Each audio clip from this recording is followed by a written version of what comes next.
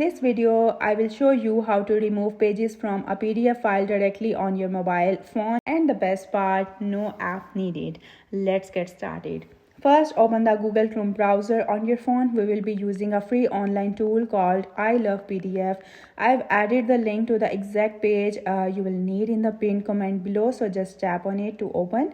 Once the website loads, you will be taken straight to the Remove PDF Pages tool. Tap on the Select PDF File button. Now choose the PDF file you want to edit from your phone's internal storage or downloads.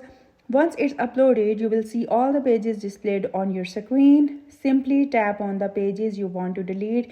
They will be highlighted once selected, so you will know which ones are being removed. After you have selected the pages, scroll down and tap Remove Pages. The website will now process your file and automatically remove the selected pages.